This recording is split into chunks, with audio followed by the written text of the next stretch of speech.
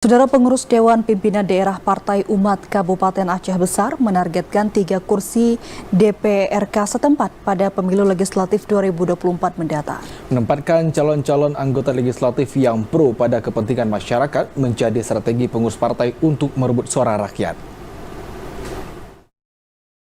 Berestus sebagai pendatang baru dalam politik di tanah air tidak menyurutkan optimisme pengurus Partai Umat Kabupaten Aceh Besar merebut suara rakyat pada pemilu 2024 mendatang.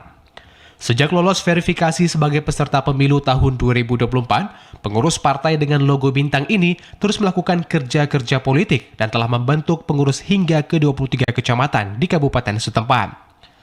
Ketua Dewan Pimpinan Partai Umat Aceh Besar, Muzakir, mengaku bahwa target perolehan 3 kursi DPRK setempat. Target ini dinilai sesuai situasi dan harapan masyarakat yang menghendaki perubahan.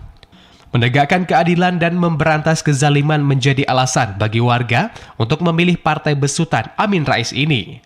Muzakir berharap pengurus Partai Umat Aceh Besar terus melakukan kerja-kerja politik guna memenangkan partai ini.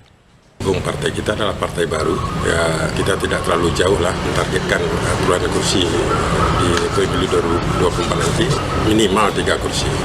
Insya Allah atas dukungan dan doa daripada masyarakat Aceh Besar, bagaimana tagline partai kami adalah lawan kezaliman, tegakkan keadilan. Insya Allah masyarakat tahu hari ini bagaimana dan siapa yang mereka akan memilih.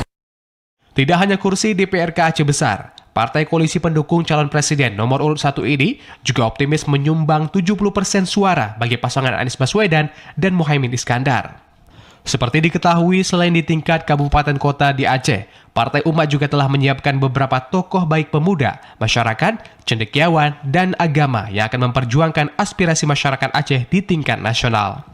Dari Aceh Besar, Arban Konadi, TV Aceh melaporkan.